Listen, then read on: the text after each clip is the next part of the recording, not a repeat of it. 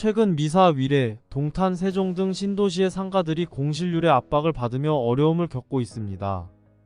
신도시 상가 투자가 한때 황금기를 맞이하며 많은 투자자들의 관심을 끌었던 것은 사실입니다.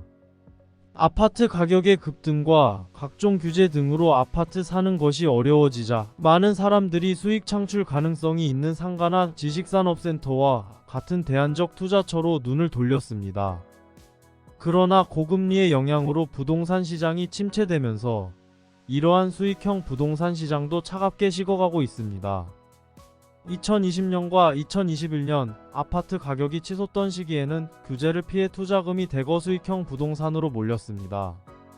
이로 인해 청약 경쟁은 치열해지고 전매 프리미엄은 수천만 원에 달하는 경우도 보였습니다. 상가와 지식산업센터에 대한 투자 열기가 아파트 시장을 잇는 듯한 모습이었죠.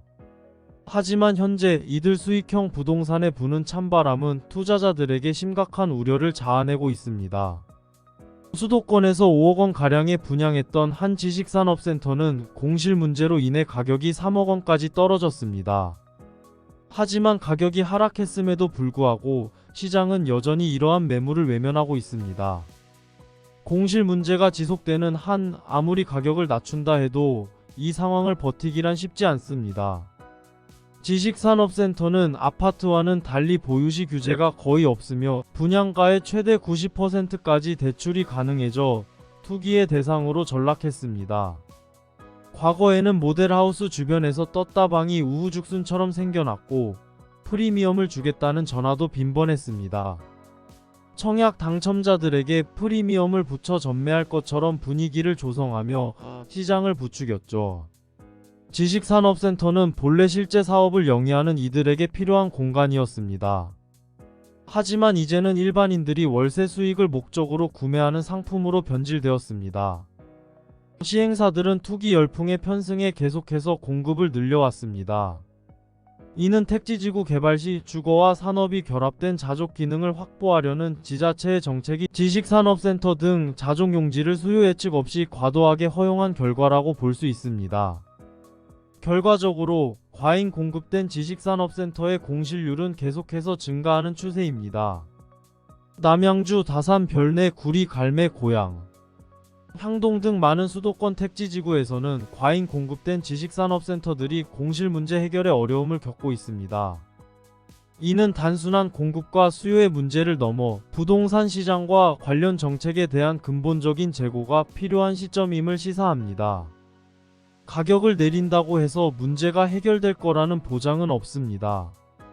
세입자를 찾지 못하고 소비자의 발길이 끊긴 지식산업센터는 더 이상 매력적인 투자처가 아니게 되었죠. 수도권의 한 지식산업센터에 노후 자금을 모두 쏟아부은 B씨는 대출까지 받아 3개의 호실을 분양받았지만 임대인을 찾지 못해 대출 이자와 관리비만 내는 상황에 처했습니다.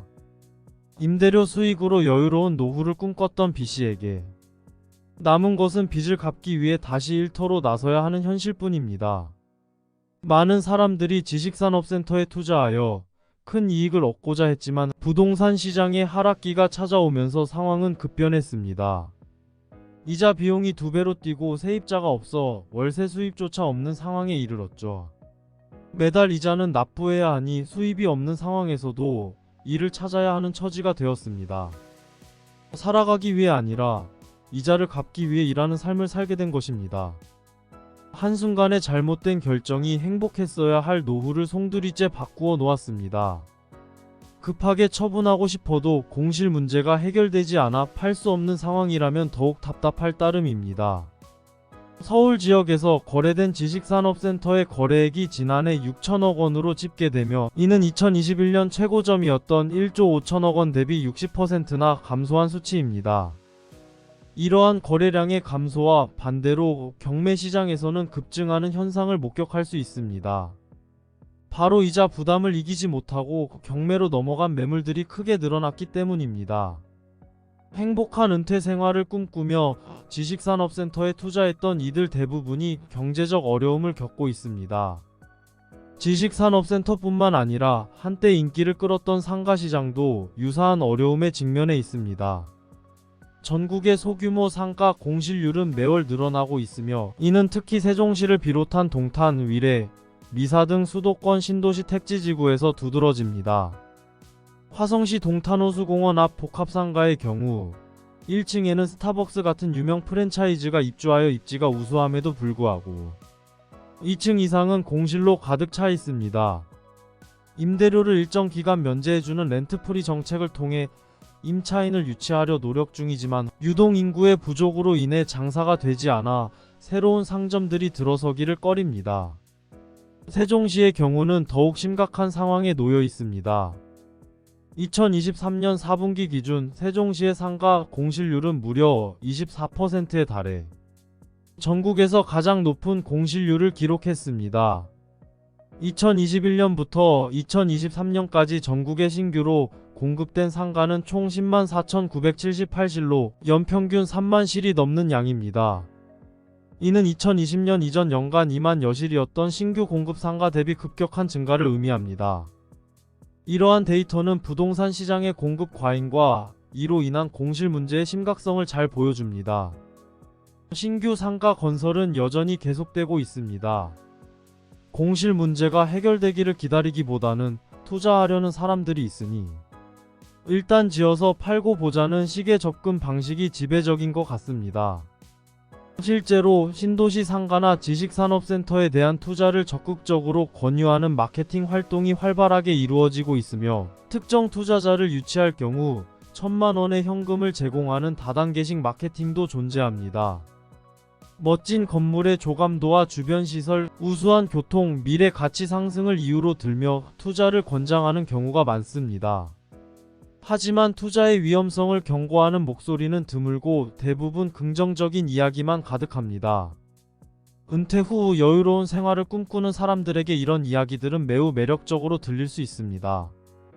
젊은 시절의 고생을 생각하며 노후에는 임대료 수익으로 안락한 생활을 하겠다는 결심으로 이어질 수 있으나 잘못된 선택으로 인해 많은 이들이 처참한 결과에 직면하고 있습니다.